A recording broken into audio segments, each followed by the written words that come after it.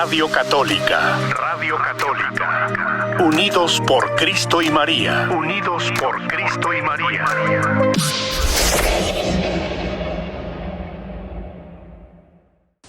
Bienvenidos, Diácono Reyes, ¿cómo está? Muy bien, ¿y ustedes? Muy bien también, bienvenido, gusto en saludarlo, ya sea bastantes días que no nos mirábamos. Ya hace bastantito, pero gracias a Dios, pues aquí estamos ya de nuevo y primero Dios, pues ya con un poco más de continuidad. No va a ser sino hasta mediados o finales de julio que voy a tener que faltar un día o dos, pero por lo demás creo que vamos a tener mejor continuidad. Pues ya está aquí, bendito sea Dios, eso es lo importante. Y adelante. Entonces, como siempre, los jueves estamos compartiendo la fe, tomando café con el diácono José. Gracias a Dios. Así es que bueno, mis hermanos, habíamos comenzado hace ya varias semanas esta catequesis acerca de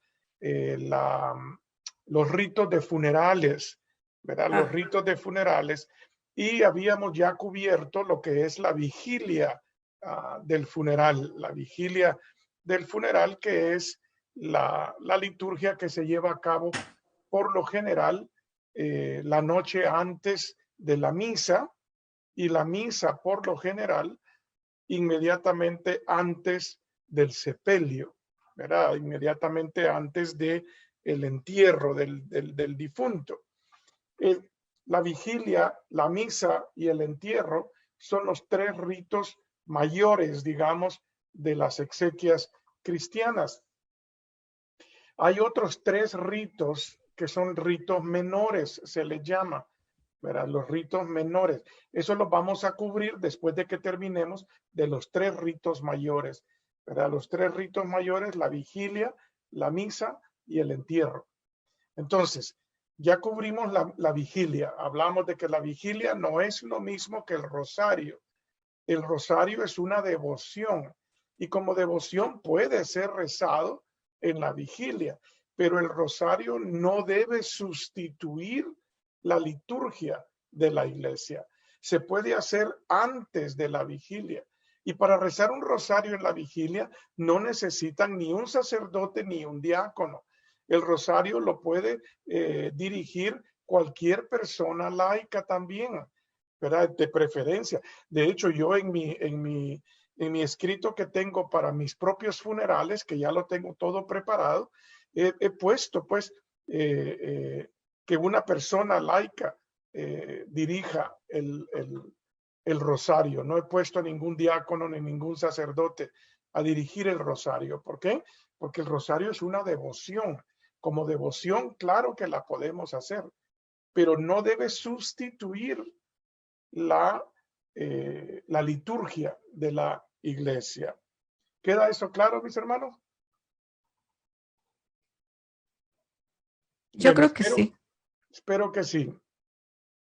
Entonces, de nuevo yo continúo utilizando este libro que se llama Ritual de Exequias Cristianas. Es bilingüe, por eso aparece Order of Christian Funerals, Ritual de Exequias Cristianas. Y en este libro, pues, a un lado está en inglés y al otro lado en español. Este es el libro que ocupamos hasta que venga la nueva traducción, porque se están revisando todas las traducciones, tanto de inglés como de español, se están revisando y van a tener cambios.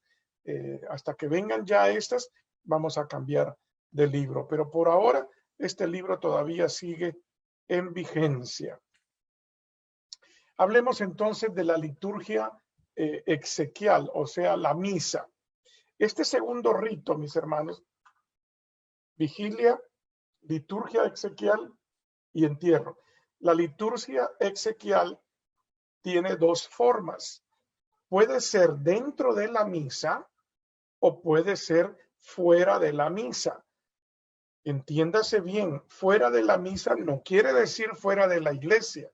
Quiere decir de que no hay una celebración eucarística, ¿verdad? Se puede hacer y la voy a explicar después de haber explicado lo que es la misa. Voy a explicar esta otra forma de que se puede hacer, ¿verdad? Veamos entonces qué dice la liturgia exequial bueno, vamos a ver qué dice acá. La liturgia exequial es la acción litúrgica central de la comunidad cristiana, que la comunidad cristiana celebra por el difunto. Es decir, este es el centro, ¿verdad? La vigilia, este centro que es la liturgia exequial y el entierro. Este es el centro de las celebraciones que la comunidad cristiana celebra por la persona fallecida. Dos formularios de liturgia exequial se presentan aquí: la misa exequial y la liturgia exequial fuera de la misa, ¿verdad? Que es lo que les estaba explicando hace un momento. Cuando uno de sus miembros muere, la iglesia recomienda la celebración de la misa. Sin embargo, cuando la misa no se puede celebrar, se usa el segundo formulario de la liturgia exequial. Cuando la liturgia exequial se celebra fuera de la misa antes del sepelio, de ser posible, la familia y los amigos del difunto escogerán una fecha oportuna para celebrar una misa por el difunto después del funeral. Es decir, si se hace la liturgia exequial fuera de la misa, es decir, no se tiene misa, sino que una liturgia de la palabra, todos los demás ritos, ¿verdad? Que se hacen, pero no es misa, entonces la familia debería de buscar hacer una misa o dar las intenciones para una misa después del funeral, después del entierro. En la liturgia exequial, la comunidad se reúne con la familia y amigos del difunto para alabar y dar gracias a Dios por la victoria de Cristo sobre el pecado y la muerte, para encomendar al difunto a la amorosa compasión y misericordia de Dios y para buscar fuerza en la proclamación del misterio pascual. Mediante el Espíritu Santo, dice, la comunidad se congrega en su fe como un solo cuerpo en Cristo, para reafirmar en signo y símbolo, palabra y gesto, que cada creyente, fíjese, que cada persona que viene a esta celebración participa por el bautismo en la muerte y resurrección de Cristo. Así podrá contemplar el día en que todos los elegidos resucitarán y se reunirán en el reino de la luz y la paz. Entonces, ese es el objetivo de celebrar la misa, ese acto comunitario por el cual buscamos nosotros encomendar el alma del difunto a la misericordia de Dios, donde le vamos a alabar y dar gracias por la victoria de Cristo sobre la muerte y porque vamos entonces nosotros también a reafirmar nuestra fe en Jesucristo. Bien. ¿Cuál es la estructura y el contenido de esta liturgia exequial?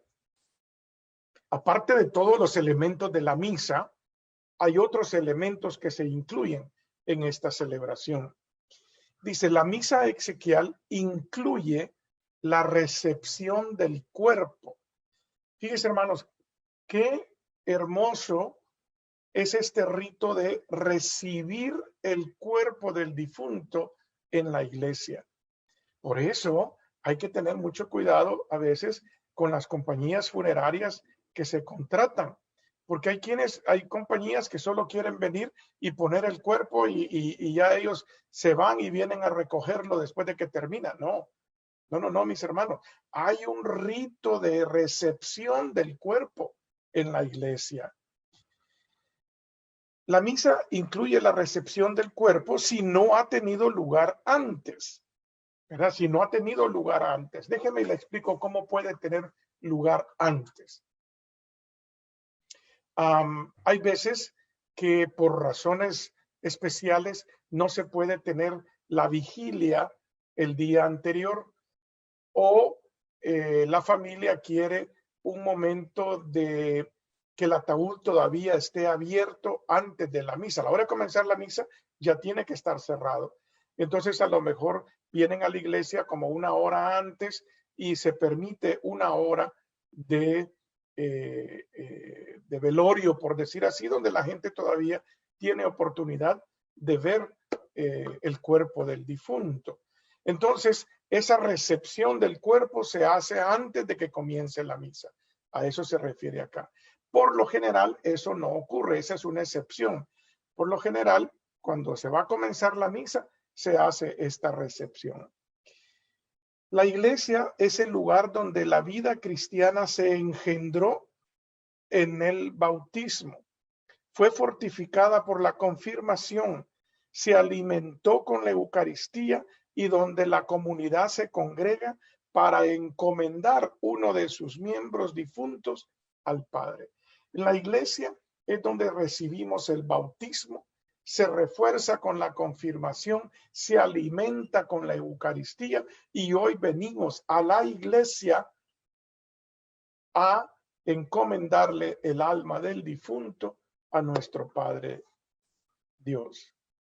La iglesia es simultáneamente símbolo de la comunidad y la liturgia de los cielos, que la celebración litúrgica anticipa. En el acto de recibir el cuerpo del difunto, los miembros de la comunidad lo reconocen como uno de los suyos, a quien se le dio la bienvenida en el bautismo. Fíjese, en el bautismo lo primero que se hace es dar la bienvenida a los que se van a bautizar. En el funeral, en la misa exequial, se le da la bienvenida y el pueblo lo reconoce como uno de los suyos, es decir, como uno de los bautizados, a quien se le dio la bienvenida en el bautismo y que ocupó un lugar en la asamblea.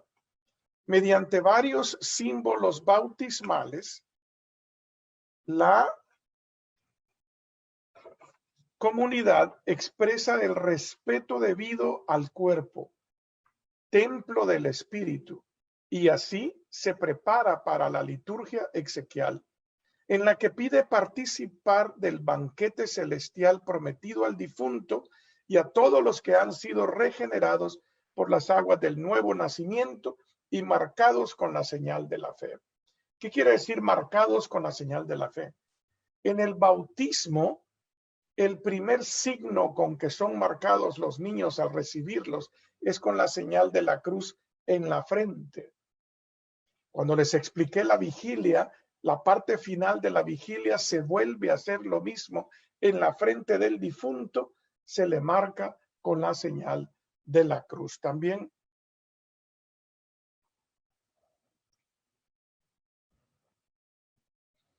Hay veces que la persona difunta perteneció al ejército, a la fuerza aérea, a la fuerza naval, y es costumbre ponerles una bandera del país al que sirvieron. Esas banderas se deben de quitar a la entrada de la iglesia. Dice aquí, las banderas nacionales o banderas o insignias de asociaciones a las que perteneció el difunto han de ser removidas del ataúd a la entrada de la iglesia y pueden ser colocadas de nuevo sobre el ataúd cuando éste haya sido retirado de la iglesia. Es decir, pueda que llegue con la bandera, ¿verdad? Pero antes de entrar a la iglesia hay que quitarle esas banderas y ya van a ver por qué. ¿Alguna pregunta hasta ahorita? Creo que hay algunas pocas personas que están en Facebook. ¿No? ¿Alguna pregunta o alguna pregunta hasta ahorita de parte de cabina? Sí, la recepción en la que se refiere usted es como cuando el cuerpo es recibido a la entrada de la iglesia y se le coloca un manto blanco encima. Sí. Es símbolo de su bautismo, es cuando se le da la recepción al cuerpo. Precisamente esa es la recepción del Muy cuerpo. bien. Hay veces y ahorita voy a hablar de todo lo que se le pone, todo lo que se hace.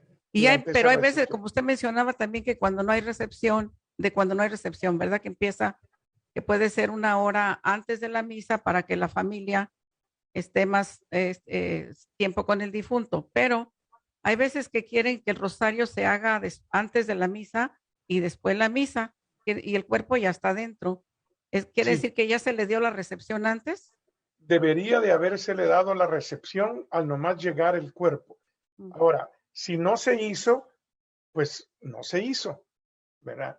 Pero debería de haberse dado la recepción a la entrada, ¿verdad? Otra cosa también, el cambio en el libro ese de del protocolo para lo del funeral, va a haber cambios. Posiblemente nosotros como laicos no nos vamos a dar cuenta los cambios que habrá, pero eh, ¿son importantes estos cambios? Los cambios son importantes, pero más que todo son revisiones de traducción. Muy- Son en la forma como se hacen las oraciones. Ya ve que, por ejemplo, hace muchos años, en español, siempre cuando se dice el Señor esté con ustedes, todos respondemos y con tu espíritu. En inglés, allá por el 2011, hubo un cambio. Antes del 2011, en inglés decían, the Lord be with you, que es el Señor esté con ustedes. Y la respuesta que ellos decían era, also with you, y también contigo. Y también contigo, and also with you, decían, y también contigo. Esa traducción del inglés se cambió y ahora ya dicen, and with your spirit, que es igual a la de español, y con tu espíritu, ¿verdad? Entonces, ese fue uno de los cambios en inglés. En español, no hemos tenido en realidad muchos cambios. El misal romano ya fue revisado y no hemos tenido muchos cambios dentro de la traducción. ¿Por qué? Cuando se hizo la traducción después de Vaticano II, el español fue de los idiomas más fáciles. Todos los idiomas que vienen del latín fueron más fáciles traducir. ¿Por qué? Porque las raíces del idioma son en latín. El idioma inglés no viene directamente del latín, tiene influencias de otros idiomas. Por eso es que esa primera traducción hubo que revisarla, porque se cometieron varios errores de traducción. Entonces, ahora se está revisando todos los rituales, ¿verdad? Todos los rituales, el bautismo ya se terminó de revisar, ya tenemos las revisiones tanto en inglés como en español. El rito del matrimonio ya terminaron de revisarlo también, ya tenemos las versiones en español y en inglés. El rito del funeral es el que está en revisión ahorita. De hecho, déjenme ver si tengo por acá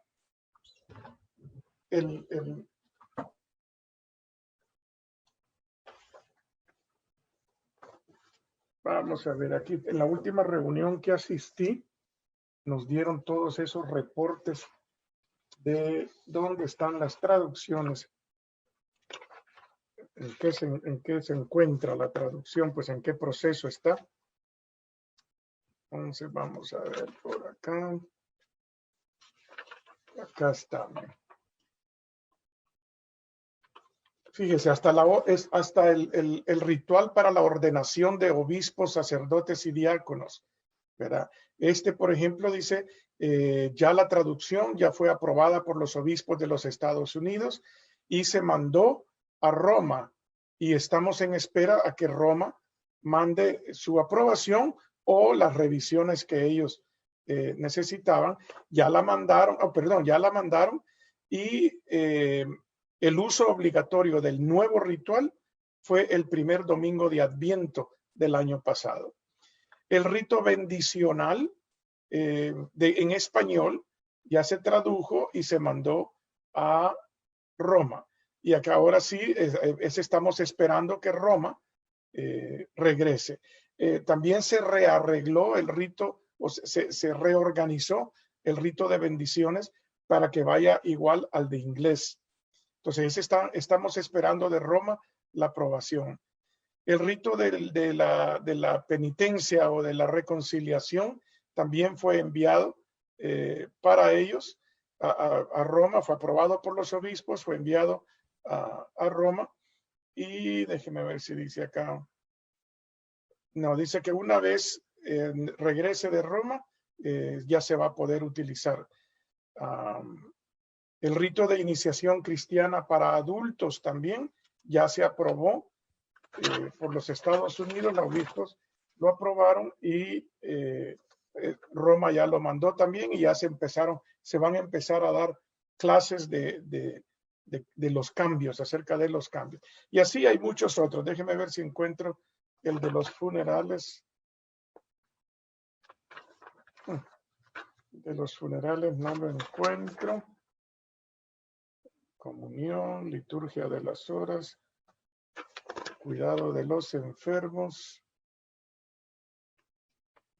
Sí, fíjese que no lo encuentro.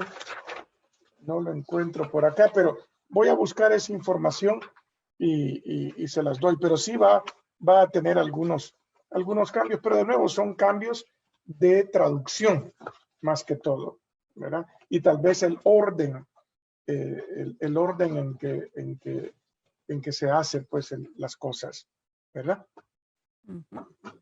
Bueno, seguimos con la recepción del cuerpo en la iglesia. Vamos a ver, en Facebook, Vero nos manda sus saludos. Gracias igualmente, Vero, que Dios la bendiga a usted también. Y dice Salvador de la radio, preguntan, ¿se puede celebrar la misa solo con las cenizas del difunto presentes? La respuesta corta es sí, sí se puede, ¿verdad? Pero de preferencia es con el cuerpo presente, no con las cenizas.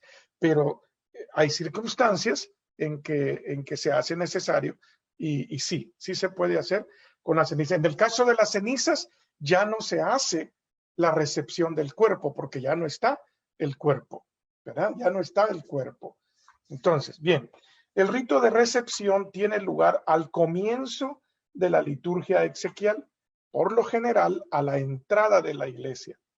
Comienza con el saludo a los familiares y a las demás personas que han acompañado el ataúd hasta la entrada de la iglesia. El ministro rocía el ataúd con agua bendita para recordar la iniciación cristiana de la persona fallecida y su primera aceptación en la comunidad de fe. Si es costumbre en la comunidad local, los familiares, los amigos o el ministro pueden colocar entonces sobre el ataúd un palio funerario que recuerda la vestidura recibida en el bautismo y es por tanto signo de vida en Cristo. Este palio es el que mencionaba ahí para que se les pone ese manto blanco, recibe el nombre de palio.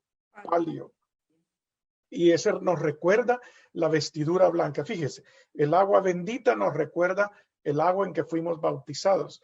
Ese palio blanco que se le pone al ataúd para cubrirlo completamente nos recuerda la vestimenta blanca que llevábamos en nuestro bautismo. Y lo puede colocar, fíjese, pues lo puede colocar los familiares o amigos o el ministro. Pero no tiene que ser el sacerdote siempre que lo haga. Pues, si es costumbre en la... Ok, eso ya lo había dicho del palio funerario. Sigue a esto la procesión de entrada. El ministro precede al ataúd, es decir, el ministro va adelante del ataúd, luego el ataúd y luego todos los invitados, ¿verdad? Hacia el interior de la iglesia. Si el cirio pascual se usa en esta ocasión, se puede colocar de antemano cerca del sitio que ocupará el ataúd al final de la procesión.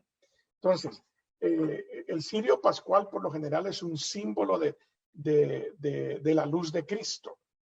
Y entonces el cirio pascual debe de estar colocado en los funerales, debe de estar colocado cerca de donde va a estar el ataúd a la hora de la misa, ¿verdad? A la hora de la misa. Para unir en oración a la comunidad, al comienzo de la liturgia exequial, la procesión debe ser acompañada, siempre que sea posible, por la entonación del canto de entrada.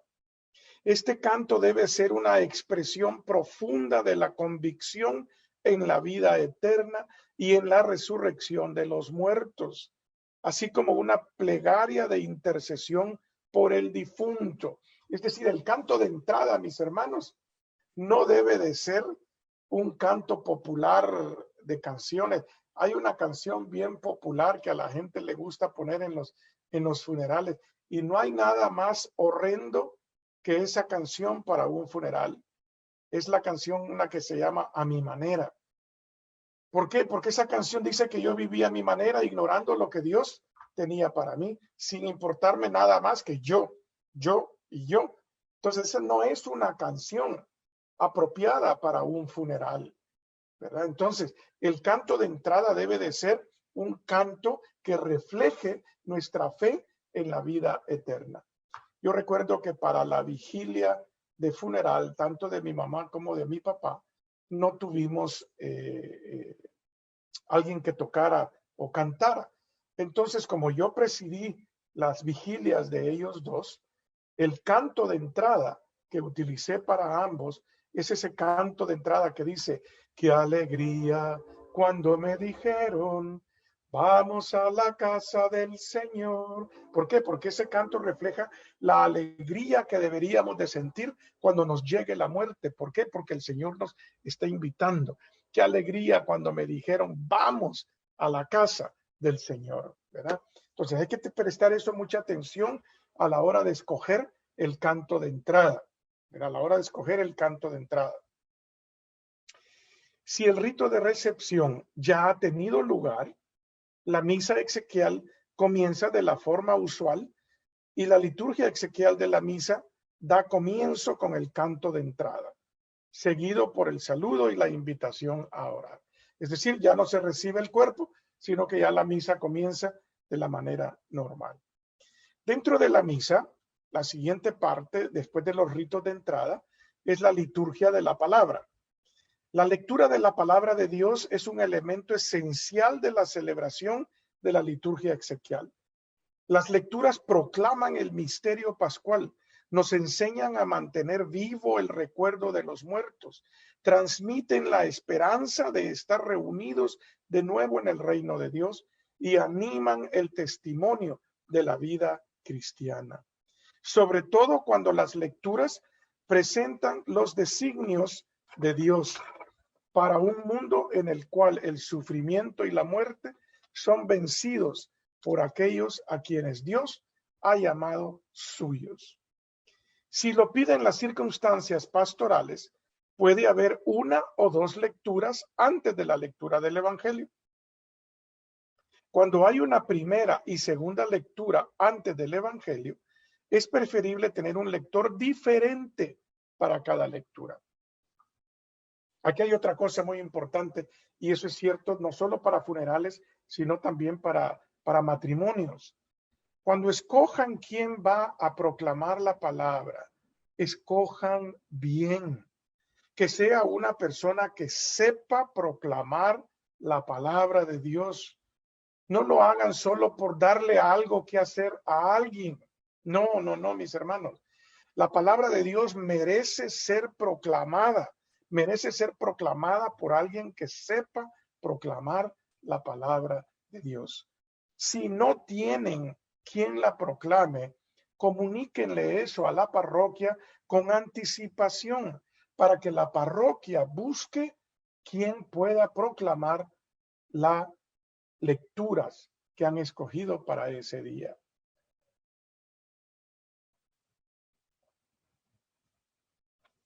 A ver. El salmo responsorial permite a la comunidad responder con fe a la primera lectura. Mediante los salmos, la comunidad expresa su pesar y alaba y reconoce a su Creador y Redentor como la fuente segura de la confianza y esperanza en esos momentos de aflicción. Puesto que el salmo responsorial es un canto, siempre que sea posible, debe ser cantado. Los salmos se pueden cantar de forma responsorial, es decir, la respuesta puede ser cantada y los versos pueden ser cantados por un cantor o recitados por el lector, pero al menos la respuesta debería de ser cantada. Cuando no se canta el salmo responsorial después de la lectura, este se debe recitar de la manera más apta para la meditación de la palabra de Dios. Luego, antes del evangelio viene el aleluya o la aclamación del evangelio. La comunidad recibe al Señor que va a hablarles. Fíjese que ese es el aleluya. El aleluya es darle la bienvenida a Cristo, darle la bienvenida a Jesús que nos va a hablar por medio del evangelio. Fíjese que las primeras lecturas, la primera y la segunda, cuando terminan, se dice palabra de Dios. El evangelio, cuando se termina, dice palabra del Señor. Es decir, Jesús nos acaba de hablar por el evangelio. Y el aleluya es para darle la bienvenida a Jesús que nos va a hablar en el evangelio.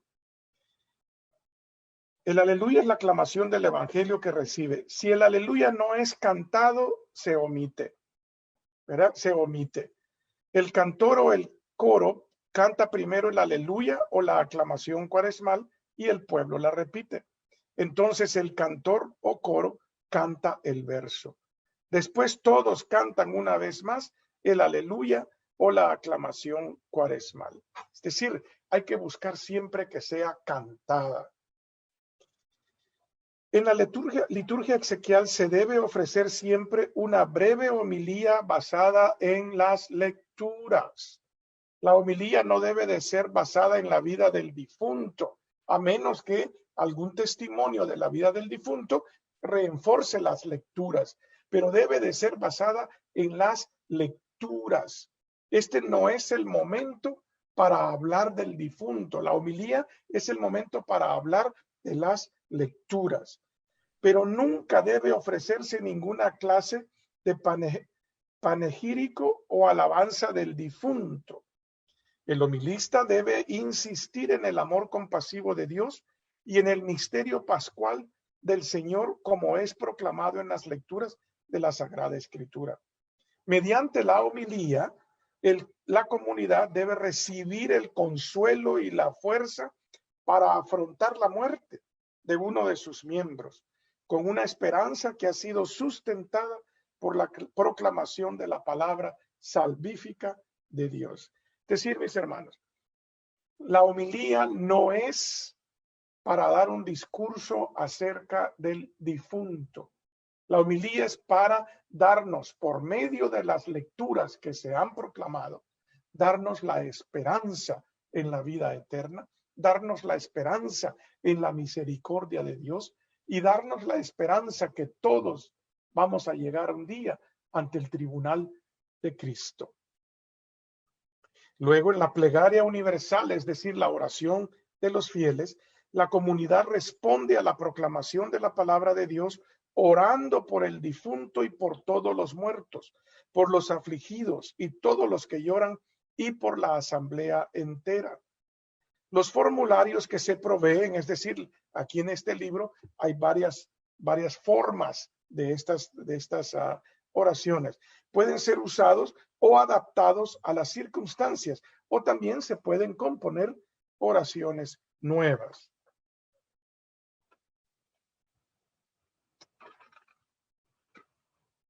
Luego viene la liturgia eucarística, que es la misa. La comunidad, después de haber sido renovada espiritualmente en la palabra de Dios, busca el sustento espiritual en la mesa de la Eucaristía. La comunidad, juntamente con el sacerdote, ofrece al Padre el sacrificio de la nueva alianza y comparte el único pan y la única copa. Al participar de la Eucaristía, todos reciben un anticipado goce de la vida eterna en Cristo, en quien se unen unos a otros junto con todos los fieles, vivos y muertos. El pan es uno, y así nosotros, aunque somos muchos, formamos un solo cuerpo, porque todos comemos del mismo pan, dice San Pablo en la primera carta a los Corintios. La liturgia eucarística tiene lugar de la forma usual en la misa exequial.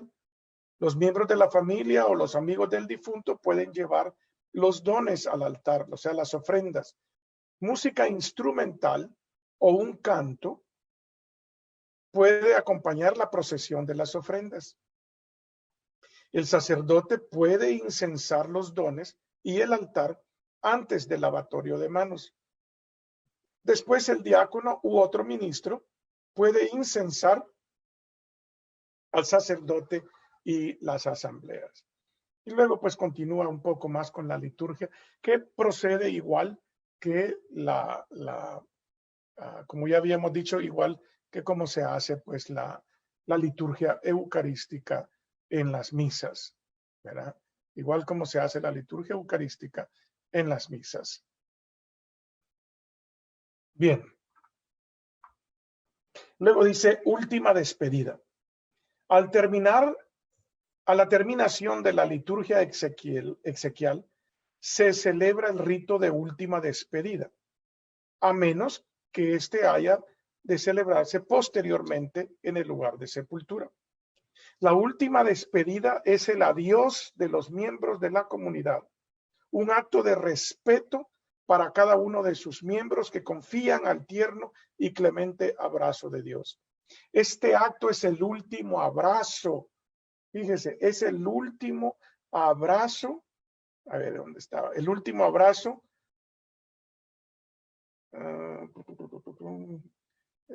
Se me perdió dónde era que estaba. En este acto del último adiós, proclama también la realidad de la separación y declara que la comunidad y el difunto, bautizados en un solo cuerpo, comparten el mismo destino, la resurrección en el último día. Bien. Luego, el rito comienza, fíjese, ahorita estoy revisando las normas generales de lo que va a ser la misa, pero de aquí la próxima semana vamos a ir en los pasos de la misa y lo que dicen las oraciones que se están haciendo. Luego, ese rito de despedida es muy hermoso y termina con las palabras que el diácono o el sacerdote dice: acompañemos a nuestro hermano o nuestra hermana al lugar de su sepultura. Y en silencio acompañamos a nuestro hermano o nuestra hermana en esta. Entonces, la próxima semana, mis hermanos, vamos a hacer, lo voy a dejar ya marcado acá, voy a hacer el camino por la misa, viendo las partes que corresponden a ese rito de recepción del cuerpo, las oraciones de los fieles y las diferentes oraciones que se ocupan para la despedida del cuerpo, ¿verdad? ¿Alguna pregunta, algún comentario, queridos hermanos? Este sería el momento de platicar un poco. Ya no voy a continuar para no dejar a media la misa, y esa la vamos a continuar, como les repito, la próxima semana. Muy bien, pues yo tengo una pregunta. Sí. Hablaba usted de la homilía, que no es para dar discursos sobre las cualidades o del difunto. Correcto. He asistido en dos misas de funeral, y regularmente después del rosario, después de la vigilia, ya en la casa funeraria, le dan un espacio a las personas para que los amigos, parientes y todos ellos pues platiquen algo de lo que fue la vida del difunto. Y también solían hacerlos durante la misa, después de la misa, o después de la evangelio, de la homilía del Padre. No recuerdo en qué momento, pero les daban otro espacio para que saludaran a la gente y también compartieran algo. En estas dos últimas ocasiones que he asistido, no sé si sería por la pandemia, he ido a diferentes parroquias. Me parece que en San José, durante la misa, no hubo ninguna oportunidad para que, no se invitó, pues si querían compartir algo. Esto es que ya se va esto va a ser parte del ritual, que ya no, durante la misa en la iglesia no va a haber oportunidad para que las personas participen o compartan algo, sino que va a ser en la casa funeraria, o es algo que pasó o es algo que la parroquia decide, ¿sí? darle ese espacio o no darlo. La parroquia no tiene autoridad para decidir si darlo o no darlo. De hecho, me voy a adelantar a la próxima semana. En la última despedida que les decía que es el último rito, que dice acá, al terminar la oración después de la comunión, el sacerdote se coloca cerca del ataúd. Los ministros asistentes llevan el incensario y el agua bendita si se va a usar. En ese momento, un miembro o amigo de la familia puede pronunciar unas palabras en recuerdo del difunto antes de que empiece la última despedida. Entonces, allí es donde está la oportunidad que alguien diga algo, algunas palabras por el difunto. ¿Verdad? Eso pues lo tiene contemplado el rito, pero no se debe de usar la homilía. La homilía, no. Igual que en la vigilia, no se puede usar la homilía para hacer eso. Hay un puesto, un lugar y un tiempo en la liturgia para hacer eso. Creo que creo que es después de la comunión cuando el sacerdote se sienta y entonces, pero él mismo hace la invitación. Sí, correcto. Y seguramente en estas dos misas que yo asistí, el sacerdote no hizo la invitación, por lo tanto yo pensé que ya era... Sí, no. Desafortunadamente, bueno, veámoslo del lado positivo. Afortunadamente, de todo hay en la viña del Señor. Y hay celebrantes que sí estudian el rito para ver dónde corresponde cada cosa. Hay celebrantes que, como ya lo han hecho por muchísimos años, creen que ya saben todo el orden y no necesitan leer el ritual. Y hay otros que nunca han leído el ritual, sino que lo hacen en el momento cada vez que van a llegar. Entonces, gracias a Dios por esa diversidad de dones que nos ha regalado y ojalá que todos los que celebramos cualquier tipo de rito en la iglesia, tomemos el tiempo de leer el ritual. Fíjese que todos los rituales vienen en este formato. Ven aquí, les estoy mostrando en la cámara, vienen letras negras y letras rojas. Las letras rojas son instrucciones para uno que está celebrando, no son para decirlas a la gente, ¿verdad? No son para decirlas, sino para uno. Lea la letra roja, nos decían a nosotros, y diga la letra, bueno, perdón, decía, haga lo que dice la letra roja y diga lo que dice la letra negra. Es decir, la letra negra son las palabras que debemos usar o parecidas, pero la letra roja es lo que debemos de hacer cuando estamos celebrando. Ojalá, y así son todos los libros de la iglesia, los libros rituales, todos siguen ese formato. Rojo, que se le llama las rúbricas del ritual, y negro, las palabras del ritual.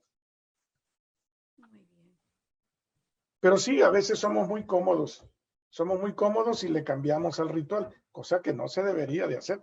¿Por qué? Porque ningún ministro tiene, la liturgia no nos pertenece a nosotros, le pertenece a la iglesia. Y hay muchos sacerdotes que agregan, quitan, y es algo que no se puede hacer. Pero el que preside es el que tiene la batuta en ese momento, y ojalá no lo hicieran, pero sí hay muchos que lo hacen, que le quitan o agregan, cambian, y no, pues, no. Hablábamos cuando cubríamos el misal romano, por ejemplo, que cuando se hace la elevación del cuerpo de Cristo, por ejemplo, que después de decir las palabras que dijo Jesús, este es mi cuerpo, que será entregado por ustedes, y se los muestra, ahí debe de haber silencio. Hay sacerdotes que ahí le incluyen alguna oración, que bien bonita, el romanticismo, pero eso no, por muy hermosa que sea la oración, la liturgia no nos pertenece a los que celebramos o presidimos los rituales. La liturgia le pertenece a la iglesia. Y dice bien clarito que no podemos cambiar la liturgia nosotros, a nuestro propio criterio, nuestro propio. No es que yo creo que esto es mejor, no. No se puede ni se debe. No se debe. Se hace, pero no se puede ni se debe. Muy bien, pues muy provechosa la enseñanza, me gustó mucho que ojalá que lo tomemos en cuenta, que el palio representa la vestidura bautismal y recordar siempre que hemos sido sellados con la cruz de Cristo en la frente como propiedad de Dios y que también ya al final de nuestra vida volvemos nuevamente a ser sellados con ese signo que recibimos en nuestro bautismo. Sí. Bueno, mis hermanos, eso va a ser todo por el día de hoy. La próxima semana, el día martes de la próxima semana, voy a estar con ustedes de nuevo con la Lección Divina. Vamos a continuar aprendiendo esa manera de orar, ya que hicimos por varios meses la liturgia de las horas. Hoy estamos ya cambiando, hemos estado haciendo por unas pocas semanas la Lección Divina, que es la lectura divina, orar con las lecturas. Y vamos a hacerlo por varios meses y luego vamos a ir experimentando otras maneras de orar. Muchas gracias, mis hermanos, que el Señor permanezca con ustedes y los bendiga. Hasta luego. Radio Católica, Radio Católica. Unidos por Cristo y María. Unidos por Cristo y María.